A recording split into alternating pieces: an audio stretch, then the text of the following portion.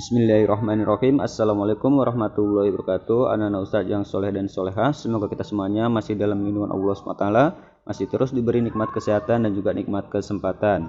Pada kesempatan ini Ustadz akan menyampaikan kegiatan dari sekolah, yaitu mengenai kegiatan literasi ya. Tapi untuk pertama ini Ustadz akan menyampaikan dulu mengenai pengertian, manfaat dan contoh dari literasi ya. Pengertian dari literasi ya. Pengertian dari literasi sendiri ialah istilah umum yang merujuk pada kemampuan dan keterampilan seseorang dalam membaca, menulis, berbicara, menghitung, juga memecahkan masalah di dalam kehidupan sehari-hari. Dengan kata lain, literasi tidak bisa dilepaskan dari kemampuan seorang dalam berbahasa. Ya, itu adalah mengenai pengertian dari literasi. Terus manfaat dari literasi ini apa? Manfaatnya yang pertama, bisa meningkatkan pengetahuan akan kosakata, terus membuat otak kita bisa bekerja optimal, menambah wawasan, mempertajam diri dalam menangkap suatu informasi dari sebuah bacaan, terus mengembangkan kemampuan verbal, melatih kemampuan berpikir dan menganalisa, melatih fokus dan konsentrasi, dan juga melatih diri untuk bisa menulis dan merangkai kata dengan baik. Itu adalah manfaat dari literasi.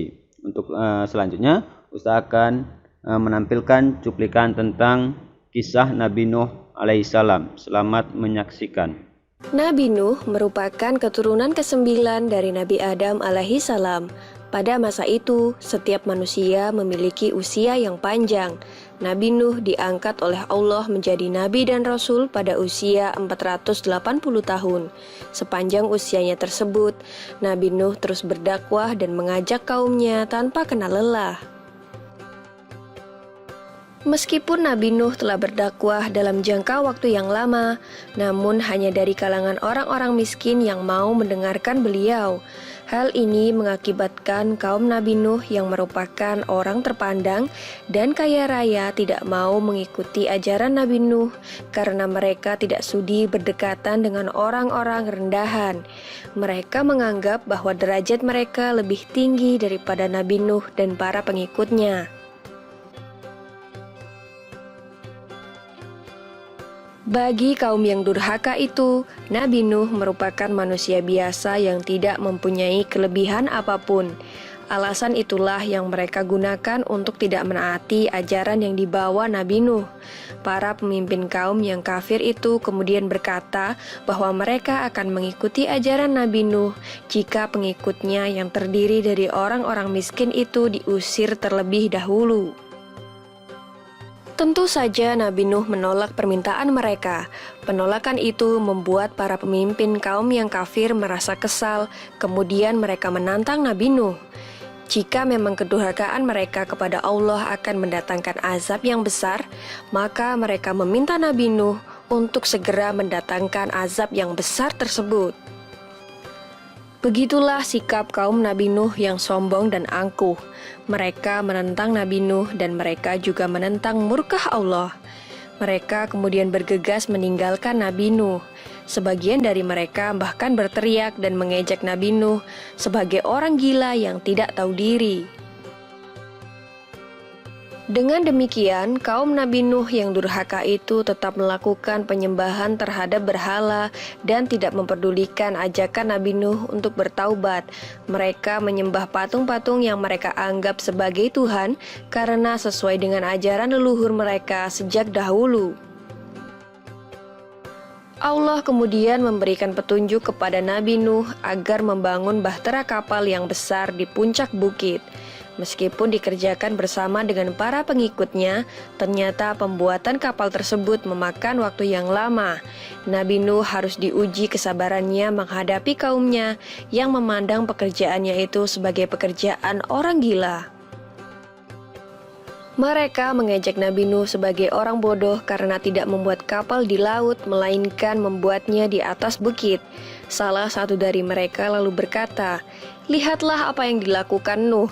Dia dan para pengikut bodohnya membuat kapal di atas bukit." Nabi Nuh dan para pengikutnya tetap tegar dan terus bekerja menyelesaikan bahtera kapalnya. Tidak hanya orang-orang sekitarnya, Bahkan anggota keluarga Nabi Nuh sendiri ikut meremehkan ajakannya untuk membantu membuat kapal. Istri Nabi Nuh dan seorang anak laki-lakinya yang bernama Kan'an terpengaruh keadaan dan menjadi durhaka kepada Allah dan Nabi Nuh. Dengan bimbingan Allah, Nabi Nuh dan para pengikutnya telah menyelesaikan pembuatan bahtera kapal tersebut. Allah kemudian memerintahkan Nabi Nuh untuk bersiap-siap karena bumi telah diperintahkan untuk memancarkan air dari dalam perutnya dan langit mulai hujan lebat. Nabi Nuh kemudian mengisi bahtera kapalnya dengan para binatang dan burung-burung terlebih dahulu.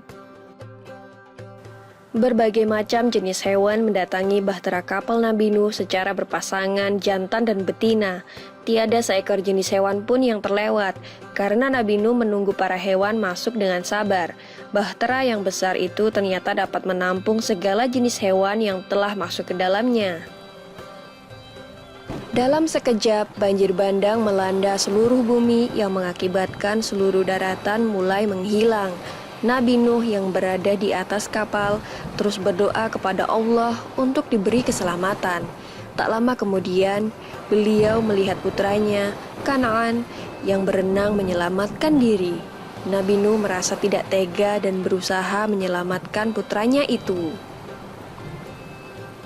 Namun Kan'an ternyata masih keras kepala. Ia malah berenang menuju daratan yang tersisa karena berpikir mungkin ia akan lebih aman di sana. Namun Allah berkehendak lain. Ombak besar datang ke arah Kan'an. Ia pun akhirnya tenggelam tergulung ombak. Tak lama setelah seluruh kaum Nabi Nuh yang durhaka tenggelam, banjir berangsur surut.